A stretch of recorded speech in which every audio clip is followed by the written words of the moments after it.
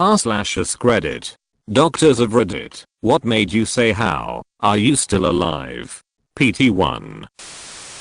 Excellent question that doesn't have a ton of responses, so I figured I'd throw in a unique case. Virtus Wellborn Hardiman was a subject of a human radiation experiment at the age of 5 in 1928, and it resulted in the severe deformity of his skull, yet he managed to survive for another 80 years.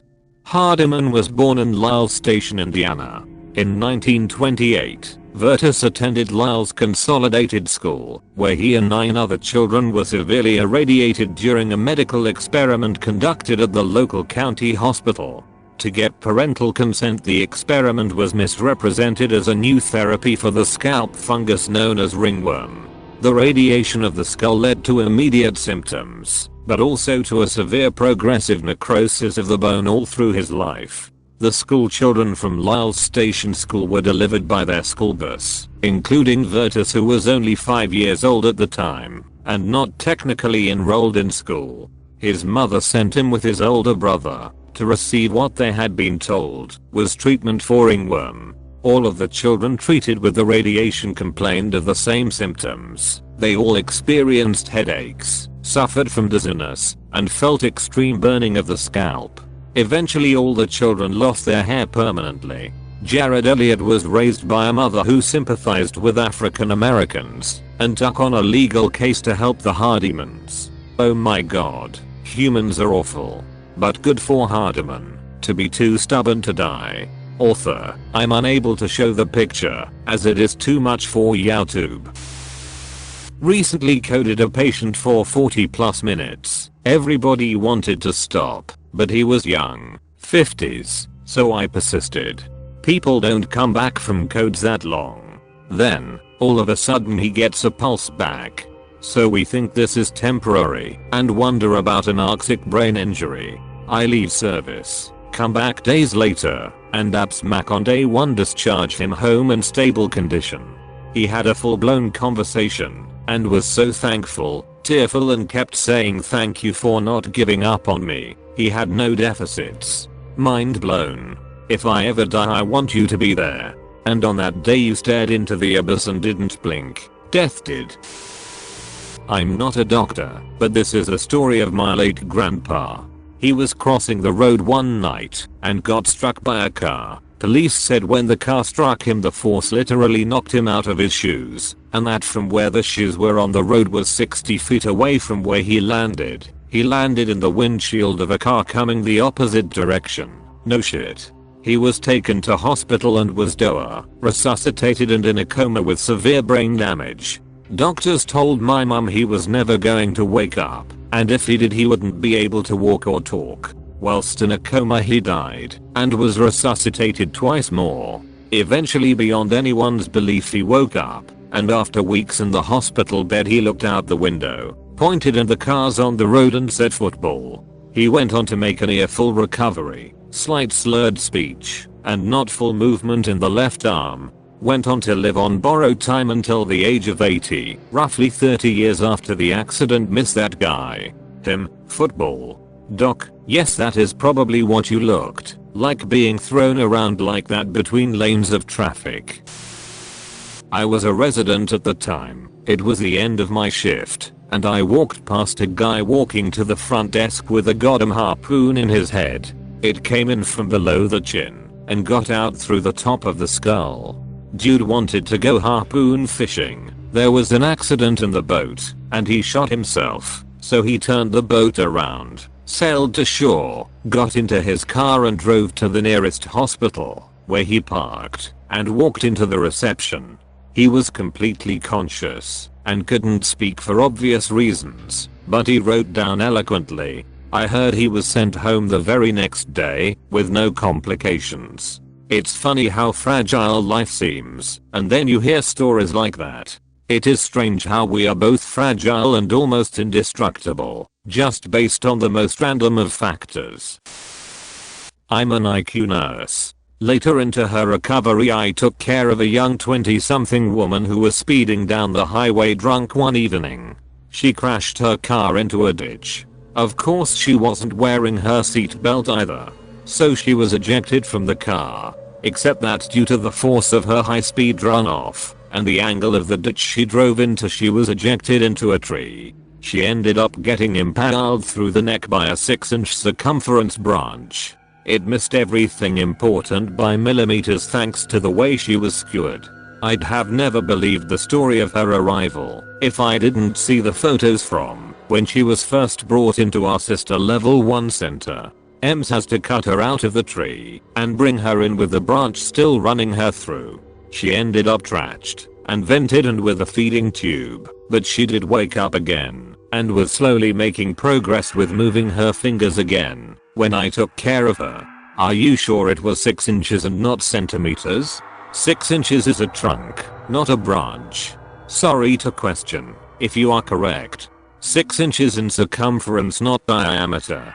I think it ended up being around 2.5 inch thick at its widest point, but it was nearly 5 years ago. What saved her was that it was a pretty straight branch and she basically impaled herself on it, so as she sank on it everything important just shifted around it. If she'd been 60 instead of 20, there's no question about it, she'd have died. The branch ended up between her trachea and arteries and the surgeons had a bitch of a time getting it out. I think they ended up cutting the branch up and removing it in slivers. She was 1 in a million lucky that she even survived it at all, let alone started recovering. It was definitely a once a career type of injury. Interstate, speed limit 65 miles per hour, raining. Chevy S10 hydroplanes and crosses into oncoming traffic. Oncoming traffic happens to be a semi, dude driving, GF in the middle seat, baby in the passenger seat in a car seat. Semi basically removes the bed of the pickup. Baby is wearing a coat, so the straps aren't tight enough. GF says all she remembers about the wreck is seeing her baby flying out of the car seat in front of her. She reaches out and plucks the baby out of midair. Everybody is perfectly fine. Mama bear reflexes. Wow, that was a roller coaster. I think Bollywood just called. On the trauma service just before Christmas several years ago. Get paged for incoming 911 trauma at some time near midnight. Walk out of the workroom on the top floor of the hospital and I can see several blocks away the road lit up with cop cars and ambulances. Knew it was going to be bad. 20-ish-year-old comes in after being shot 7 times in the chest, awake, talking. Every single bullet missed every vital organ and he survived. His 16-year-old buddy gets shot just once in the chest and dies on the scene immediately. Cops show me their body cam of the scene with them doing everything they can to save this kid, but he was too far gone. Police later caught the 2 suspects who had been doing home invasions, including another murder, shooting another robbery victim in the street, and knocking over several pharmacies. Wrong place, wrong time. 16-year-old waiting for Christmas and the rest of his life gone in an instant. Life just isn't fair. You hear a story about someone getting shot 7 times and living, but sometimes people sneeze wrongly and it causes a brain hemorrhage which kills them instantly. Human beings are strange.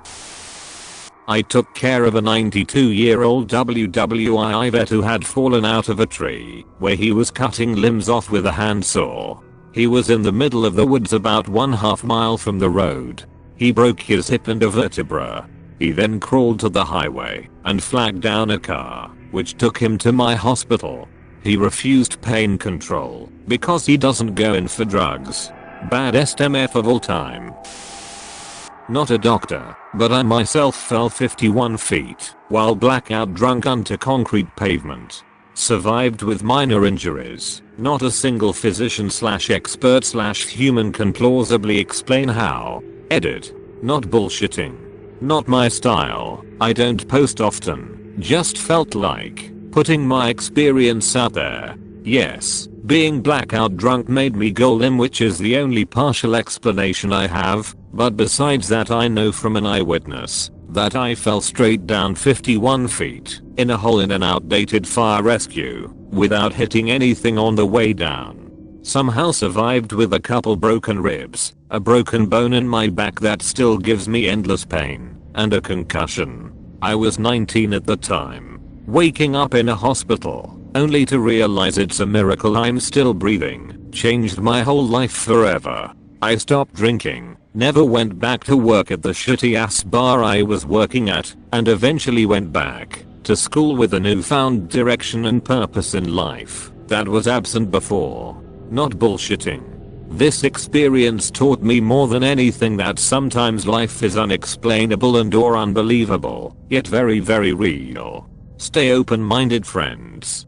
I remember learning in my anatomy class about a guy who, while trying to shut a window with a tornado nearby, was knocked out, picked up and thrown by the tornado, survived just fine. Minor injuries like you said. Something about the body being limp seems to help protect from these types of injuries. It's about shock absorption. The body's natural instinct in the case of impending danger is to tense up, getting all those muscles ready to push back, or on off, or whatever. Now, when you're limp, your body isn't tense, meaning it'll just kind of roll with whatever comes at it. Think of it like a car shock absorber. It spreads the force of a road bump out over a longer period of time, making the jolt less aggressive. Now replace that absorber with a solid piece of steel, your muscles clenching as hard as they can. You're not gonna have a great time on I-580. My father and your grandfather would have gotten along, mostly because they said duck you to death. His truck had an exhaust leak and he ended up passing out while driving. Hit a concrete divider which launched his tool chest through the back window, cracking him in the head. He was out of the hospital a week later. A 60-foot extension ladder slipped out from beneath him, and he fell, taking out an air conditioner with him. They had to remove bone and muscle from his shoulder, because it was completely obliterated. He was out of the hospital a week later. He blacked out on Christmas one year, and ended up in the hospital. They had to intubate him, because his lungs didn't want to work. They had to pump him full of steroids, to keep his heart pumping. He coded twice. He walked out of the hospital 2 months later. He had been stabbed, branded, and shot by a nail gun and a .22, separate incidents. He was bit by a black widow as a dumbass teenager, but tied up and expressed the wound himself, only going to the hospital a few days later. When the tissue started to get necrotic, the scar was shaped almost like a spider. Pretty cool. Death tried in every way possible to take him from an early age, but my dad strolled right on by while flipping Death a bird. Finally, out of creative ideas, Death sent a heart attack. I'm pretty sure, if it weren't for his wife, he'd have beaten that too. But that's another story. Tough as nails. That last part reminded me of my granddad. Was military from 16 in 1943 to retirement, finishing up in SAS, due to age was training instructor. His doctor said he had the healthiest heart they had seen on someone in their 80s, and he would never die of a heart attack. 5 days later, heart attack kills him. I always remember him as young, even when he looked old, since he never acted old. Was like yours, where he could give racing a good shot. Guessing that's what a military career does to you, as long as you don't get shot. Obligatory, not a doctor, but I've always been fascinated by the story of Anatoly Bugorsky. He was a Soviet researcher who had his head inside a particle accelerator fixing something, when a safety mechanism failed, and it turned on. The proton beam passed through his head. He survived with some moderate complications and even went on to finish his PhD. The dude basically got shot in the head with a sci-fi weapon, and lived to tell the tale. I'm disappointed that he didn't develop superpowers. I'm disappointed that a sci-fi weapon turns out to be so disappointing. Not a doctor, but there was a horrific case a couple of years ago where a woman was found on the side of the road, in a ditch in a relatively remote location of New Zealand. She had been kidnapped, assaulted with a baseball bat, and taser for a day. Thrown in the boot of a car in the early hours, driven to this remote location where they then bashed her head with a hammer to finish her off. The police couldn't identify her, except for a tattoo which they released to the media. The next morning when daylight broke, she was found. This is even more exceptional because she was found by foot traffic in an area where it is uncommon, and it was in winter, and she was fully exposed to the element. She testified at the trial against the people that did this to her. Some people are just born gods. Damn. Had a guy come in with acute onset blindness in both eyes. Did a blood gas which showed a pH of 6.6 and bicarb of 0.5. To give some perspective for non-medical peoples, these numbers shouldn't be compatible with life. Normal blood pH is 7.35 to 7.45. And because pH is a logarithmic scale, this guy's blood was almost 10 times as acidic as it should be. The fact that he had no bicarbonate, acid-base buffer in the blood, in his system reflects that he had exhausted his usual compensatory mechanisms. We were convinced initially that it would turn out to be methanol poisoning, but all his toxicology turned out to be normal. He needed 10 days of dialysis in ICU, but eventually made a full recovery. We never were able to work out what caused his severe metabolic derangements. I used to work PEDSA, saw DKA on the daily, since we were connected to the local children's hospital. But even then, the lowest pH I have ever seen is 6.8, new onset DKA going into coma with bicarb of 5. Holy shit. And really no cause for the metabolics. Insane. Not a doctor, but my mommy's. She says while she was doing her internship, her teacher gave her a guy to stitch up who had come in after a machete fight. He wasn't expected to survive and had gashes all over his body, including torso and bleeding everywhere. Mom stitched him up as best as she could and saw that he had a giant hole near his ear with white stuff sticking out. So she grabs it with tweezers and almost pulls it out when she realizes it's his brain. So she stuffed it with something she said was like clay that hardens. Guy got discharged but wasn't expected to live. She saw him 2 years later walking around in a mall. She calls him her zombie. Let me just stuff that back in there. Put all the outside stuff on the inside. And holy shit, it worked. Yes. I wonder how she didn't go full Frankenstein. It's alive. The hell, what country does your mom work in? El Salvador. Machete fights settle a lot of problems, sadly. That makes sense. Here in the US, any trauma would get a court head stat immediately. Hope you're all doing well. You've reached the end of part 1. You're a ducking beast. If you like this, check out part 2, like and subscribe for more like that.